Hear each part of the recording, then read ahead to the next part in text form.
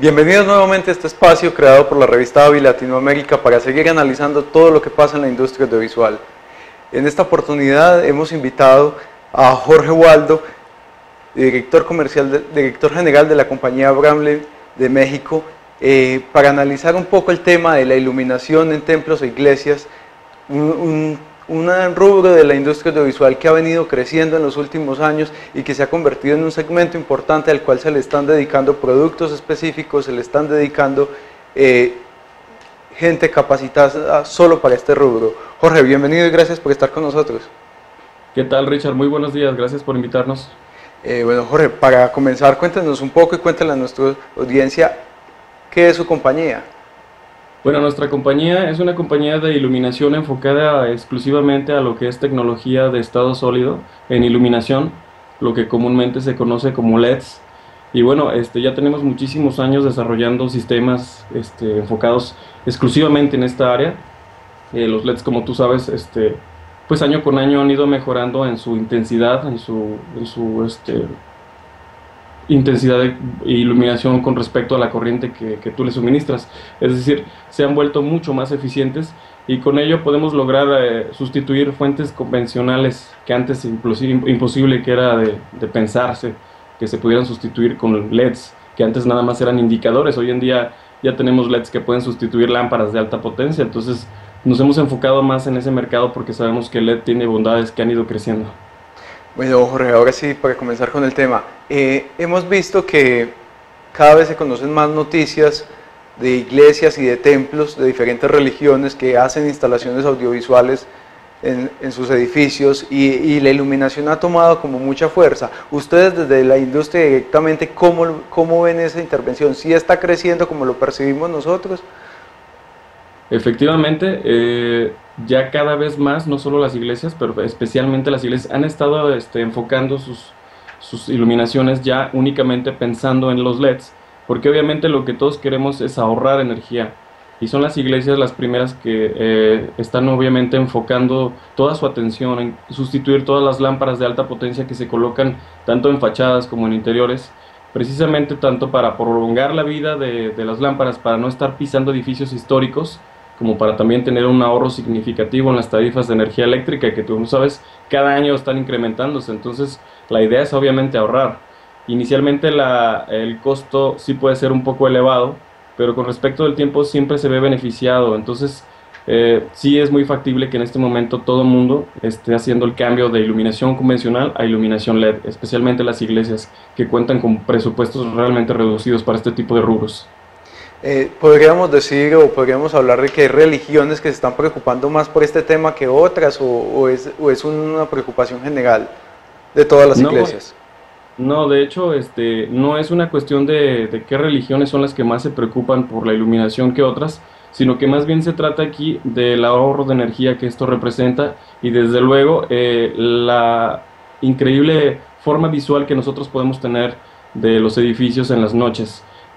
Lo que se trata obviamente de las iglesias es que quieren llamar la atención de la gente y lo logran a través de la iluminación en las fases nocturnas. Entonces es obvio que les es más interesante a la gente ver un edificio que está iluminado a uno que está completamente apagado de noche. Entonces es más una cuestión visual que una cuestión de religión. En realidad todos tenemos la capacidad de reaccionar a una iluminación hermosa en un edificio. Entonces yo creo que más bien puede ser inclusive cuestión de presupuesto, más que de que estén o no pensando en hacer el cambio de este tipo de iluminación ellos. Ok, Jorge, usted mencionaba ahorita un aspecto importante, es que se quiere llamar la atención, se quiere destacar. Muchos templos y muchas iglesias tienen una arquitectura particular justamente para llamar la atención. ¿Cómo se juega con la iluminación y la arquitectura de estos templos, sobre todo cuando son templos antiguos que son declarados patrimonio cultural y que es muy delicado hacer un tipo de intervención, cualquier tipo de intervención en estos edificios? ¿Cómo se juega ahí? Mira, cuando tú lo mencionas, hay edificios, hay templos que efectivamente son declarados patrimonio cultural y cuando esto sucede, tú no puedes hacer una intervención directa a un edificio sin tener antes la aprobación del INAH, que aquí es el Instituto Nacional de Antropología e Historia. son ellos quien básicamente te van a meter en cintura y te van a decir, esto lo puedes poner, esto no lo puedes poner, esto lo puedes instalar así, esto me lo quitas de esta manera, pero es un análisis previo que se hace siempre. No puedes tú llegar y colocar como tú lo hayas planeado el proyecto sin antes consultarlos a ellos y, por supuesto, sin antes tener una aprobación de ellos, porque de otra manera ni siquiera te dejan intervenir en un edificio que tenga ciertos años. Simplemente no se puede. Ellos tienen que dar siempre la pauta y ellos siempre tienen que dar la dirección de cómo lo puedes hacer. Tú lo único que puedes hacer con ellos es, no sé, acercarles toda la tecnología que tengas a tu alcance y tus ideas. Y de ellos, y de manera conjunta, se empieza entonces a enrutar cómo es la instalación, cómo va a funcionar el edificio y también inclusive, no sé si lo sabes, pero también ellos están considerando cuáles son los colores que pueden colocarse en cuál edificio. No puedes tú llegar y meter colorimetría completa a un edificio que ellos consideran, pues no sé, a lo mejor muy sagrado, muy serio.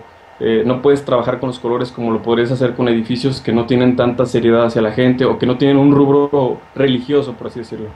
Jorge, entonces, cuando se está en proceso de diseño del proyecto, ¿se tienen en cuenta todos esos aspectos y se hacen consultas previas o ya se debe enviar el proyecto cuando está listo para aprobación de ellos?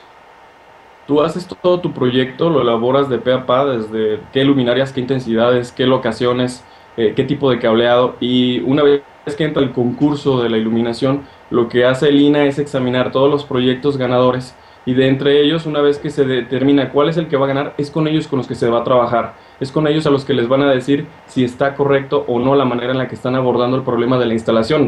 Recuerda que no solo es el aspecto de que van a taladrarte el edificio, lo que ellos también quieren evitar es que se cambie la forma física del edificio debido a la colocación de luminarias en lugares donde sean visibles.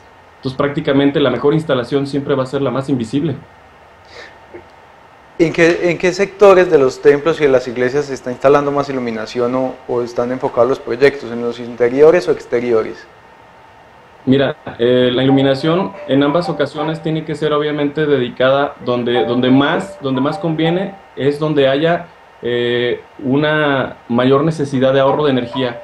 Y por lo general siempre va a ser, desde luego, en las fachadas, que es donde más energía se consume. Es ahí donde siempre tenemos, por el caso concreto de la Iglesia de la Luz del Mundo, ahí teníamos 80,000 watts continuos de consumo. Entonces, lo que se le dio prioridad fue a la fachada, precisamente para evitar el excesivo consumo de energía eléctrica en la parte exterior. En la parte interior también hay consumo, pero no tan grande y no tan fuerte como lo es siempre por lo general en los exteriores. Así es que cuando se piensa en sustituir iluminación y cambiar la LED para ahorro de energía, desde luego que siempre se piensa donde hay más consumo y por lo general va a ser la parte externa. Okay. Jorge, ya me mencionabas un poco la parte de regulación cuando son edificios culturales, pero ¿cuáles son los principales factores o las dificultades que se tienen a la hora de intervenir un templo o una iglesia en materia de iluminación? O los aspectos que se deben de tener en cuenta para no afectar el resultado final del proyecto. Siempre van a ser los que te digo, puede ser el tamaño de las luces. No pueden ser lámparas grandes, no pueden ser lámparas que tengan que ser muy pesadas. No tienen que ser lámparas que se dañen continuamente porque lo que queremos es evitar que la gente se esté subiendo a darle servicio a ese tipo de iluminación. También el cableado pues tiene que ser capaz de soportar las inclemencias del tiempo, tiene que ser que soporte los rayos ultravioleta del sol, tanto la lámpara como el cableado, como los conectores, y evitar que a la hora de hacer las perforaciones se filtre el agua dentro del edificio. Es decir, sí son varias las pautas que tenemos que tomar en cuenta a la hora de hacer una instalación y de una modificación inclusive, pero más que nada siempre se piensa con respecto del tiempo, porque de manera instantánea cualquier instalación puede quedar funcionando, pero sabemos que con respecto del tiempo pueden haber problemas que podemos evitar si tomamos de manera previa precauciones con respecto a la instalación, los materiales utilizados y el tipo de lámpara que se vaya a colocar. Mencionabas un aspecto que se convierte fundamental en un proyecto de este tipo y es el cableado. ¿Qué pasa cuando cuando el cableado en un edificio antiguo de este tipo no tiene la capacidad para la instalación que se quiere hacer y se requiere nuevo cableado? ¿Qué pasa en ese caso para intervenir las paredes o cómo se afronta desde ese aspecto? Mira, el cableado que no resiste los exteriores, que es la mayoría de cables que nosotros utilizamos en nuestros hogares, ese tipo de cableados con los rayos ultravioleta tienden a degradarse todo el plástico y se reseca al grado de que se puede cuartear, y con las cuarteaduras inclusive podemos tener ya cortocircuitos o podemos tener falsos contactos. Los cables que son pensados para los exteriores tienen la capacidad de resistir el agua, el polvo, los rayos ultravioleta, y lo único que hay que hacer es sustituir obviamente por cableado correcto. En el caso de edificios culturales, desde luego se tiene que tener la aprobación previa, como te lo menciono una vez más, del INA, para que tú puedas hacer la intervención correcta. Inclusive ellos te van a revisar el tipo de proveedor, el tipo de cable que vas a utilizar y la forma de colocarlo y sustituirlo dentro del edificio. No hay otra forma de hacerlo. Cuando se trata de cualquier otro edificio, tú lo podrás hacer como quieras, pero siempre hay que considerar y siempre hay que preguntar al proveedor si estamos o no utilizando el cable correcto que sea capaz de resistir el exterior. Inclusive hasta para los XLR, para los de alimentación, para los de señal. Para cada tipo de cable tenemos usos rudos que pueden resistir las inclemencias del tiempo. Hay un caso particular en el que su compañía participó y es el Templo de la Luz del Mundo de Guadalajara. Esta iglesia es un templo principal para esta religión a nivel mundial y se destacó, querían hacer una intervención que se destacara desde cualquier parte de Guadalajara, y así lo lograron. Tenemos algunas imágenes para que nuestra audiencia pueda conocer un poco sobre lo que estamos hablando.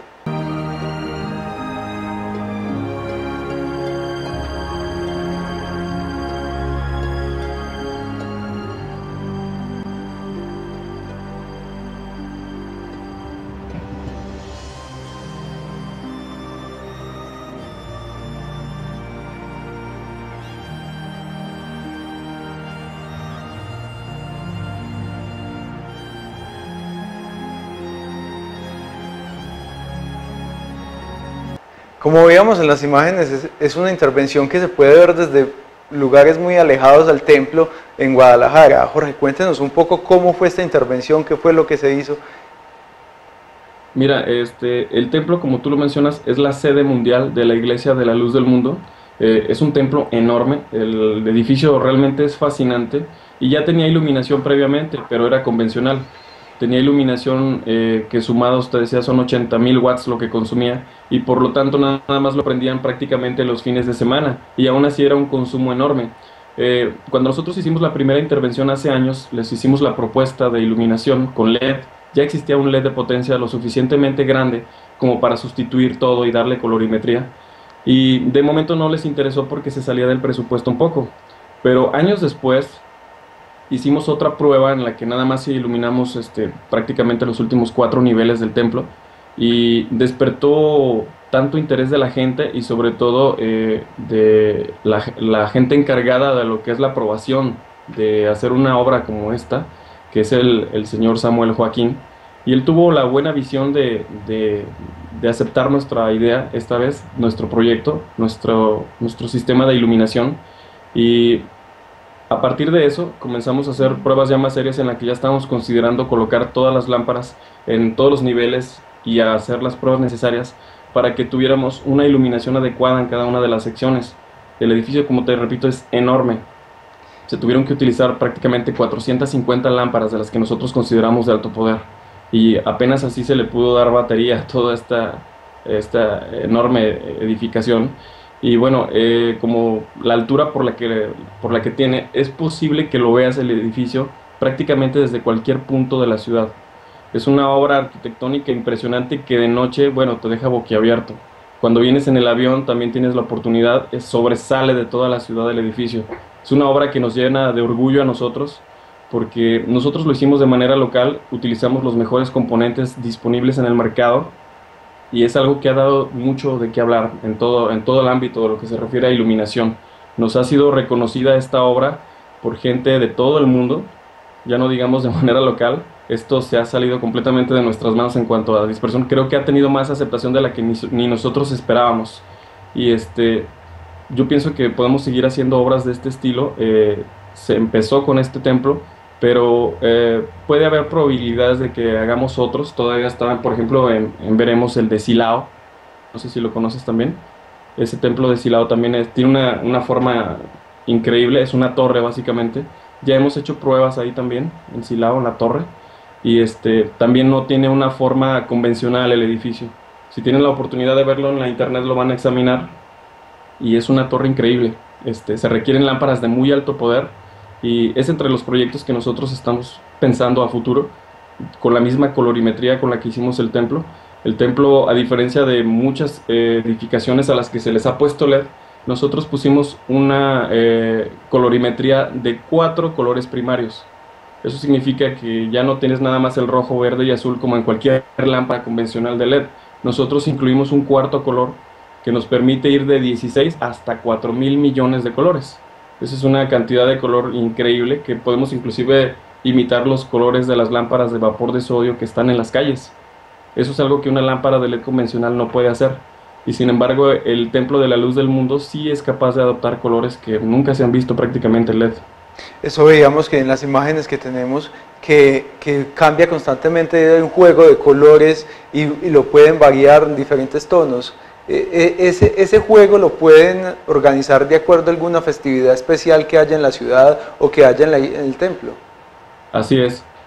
Bueno, la gente que dirige lo que es la iluminación y que se hace, bueno, que son los encargados de darle la iluminación, la programación de acuerdo a la fecha, ellos toman en cuenta todas las fechas del calendario nacional e internacional para darle los colores significativos de acuerdo a cada una de las fechas.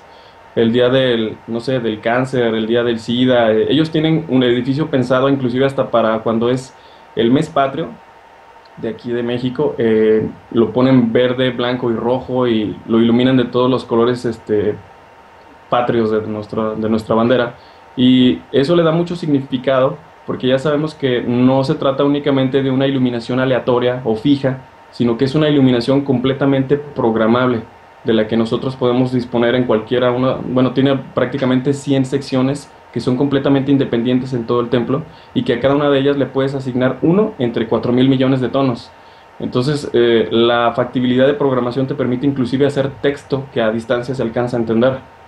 Realmente sí es un edificio que no tiene una iluminación convencional. Somos unos pioneros en este tipo de iluminación, al menos en lo que es México.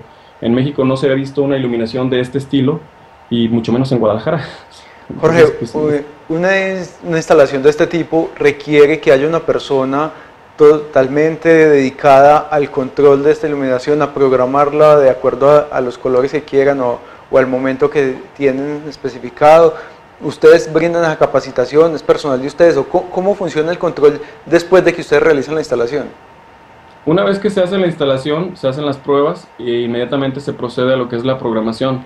El software que utilizamos nosotros puede ser utilizado para hacer colores fijos, colores cambiantes, todo lo que tú puedes imaginarte en colorimetría con respecto a los espacios independientes.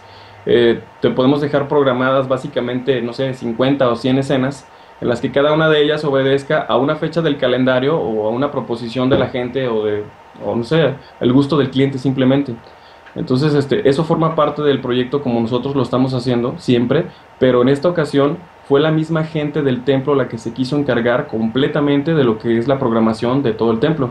Son ellos mejores quienes entienden las necesidades y sobre todo qué tipo de personalización le quieren hacer al templo con respecto a los movimientos que tenga la iluminación. Como te decía, si fuera un edificio que esté ligado a lo que es el Instituto Nacional de Antropología e Historia, ellos te limitan drásticamente en los colores que tú puedes colocar en el templo. No puedes poner colores muy vivos, ellos prácticamente se van con el color blanco y ámbar. Es muy difícil que autoricen colores distintos a los clásicos que se conocían hace 50 años.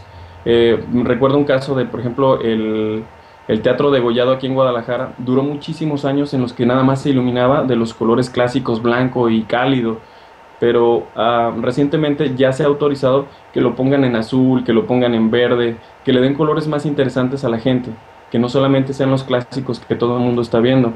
Y el caso del Templo de la Luz del Mundo, ellos sí tienen la visión de colocar colores de todo tipo, que obviamente te dan sensaciones, que te proyectan, que te cambian, que te transportan a una época, que te transportan a un evento, y que creo que tiene una versatilidad que sí le están sacando todo el provecho y todo el rendimiento que el equipo puede dar. Ya está instalado ahí, simplemente es usarlo.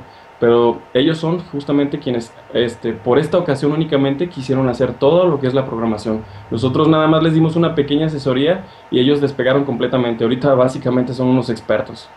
Jorge, con el desarrollo de la tecnología LED que nos mencionabas ahora, ¿cómo ha evolucionado el costo de una intervención de este tipo? Antes se podía pensar que era costosísimo y pocos lo tenían y pocos lo podían hacer. Ahora, con el desarrollo y los costos han bajado un poco, ¿qué tanto es el costo de una intervención de estas? ¿Qué tan alcanzable es para cualquier persona que quiera hacerlo en su edificio?